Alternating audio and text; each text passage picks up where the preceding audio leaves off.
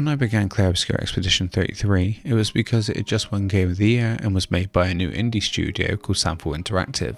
I'd been curious about it for months, so I decided to wait and properly buy it instead of playing it on Game Pass. Part of that was because I wanted to play the game on my own terms, without needing to worry about the potential of it leaving Game Pass before I had the chance to play it. I'd also spent so long avoiding spoilers that I felt like it was something I needed to play sooner rather than later. Before starting, I wasn't sure what to expect. I hadn't played a turn-based RPG in years. The parry and dodge system especially worried me. Quick time mechanics have never been my strong suit, so I thought I might admire the game more than actually be good at it. But in my first session, I understood why people loved it. The game didn't slowly explain everything. It dropped me straight into a mystery and expected me to care, and somehow I did. The confusion didn't push me away, it pulled me in. Instead of holding my hand, the game trusted me to pay attention. Over time, the combat system became something I wanted to improve at. The world that confused me became something I wanted to understand. The story never gave me easy answers. It made me sit with questions. What is the Gamage? Why did Expedition Zero fail? Why does everyone act like they already know Mael?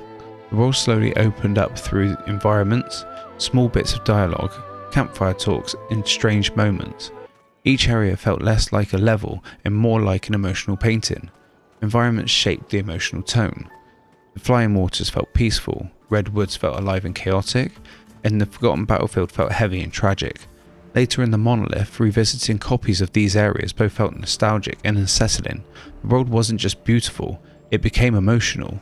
Then came the moments that changed everything. Gustav's death completely shocked me. It was the moment I realised the story wasn't afraid to hurt the player. Finding out Renoir was Verso's father changed how I saw their conflict, and discovering Mael was actually Alicia made me rethink everything that came before whilst proving suspicions. And learning that the entire world existed inside a painting was when the game became more than just a great RPG. It was so much bigger than that. Once I understood that the world was created by a grieving mother trying to preserve her son's memory, everything changed. The Paintress wasn't just a villain, she represented grief itself. The game stayed mysterious all the way up until the very end. I stopped trying to guess what would happen because it always surprised me. Mael's identity, Renoir's true motives, Verso's intentions, nothing was simple. Even when answers came, they raised new questions. At its heart, the story wasn't about saving a world. It was about whether holding on to memories is an act of love or something harmful. The art and music supported emotions perfectly. Each area felt carefully designed to match the mood. The music made exploration feel calm and thoughtful, and battles feel dramatic and urgent. This has to be one of the best scores I've ever listened to. The battle music in the Flying Waters is one of the many tracks I would stop and just listen to. Listening to the intro music became a ritual because to me it signified the end of a long day.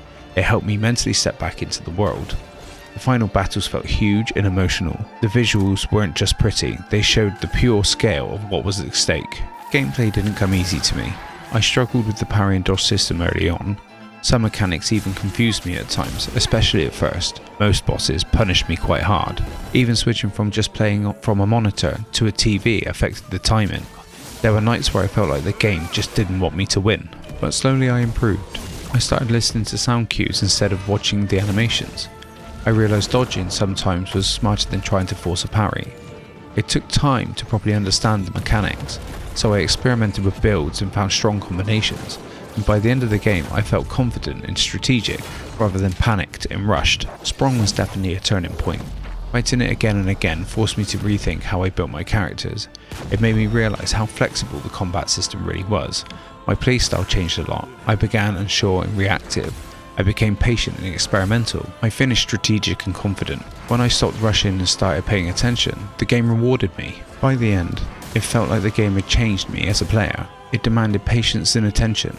When I ignored dialogue, like with the Axons, I missed important details. When I rushed mechanics, I failed. When I slowed down, I improved. It reminded me that difficulty isn't always punishment. Sometimes the game is trying to teach you something. Emotionally, it asked me for patience too. It asked me to accept confusion. It asked me to accept grief instead of trying to fix it. The ending felt bittersweet.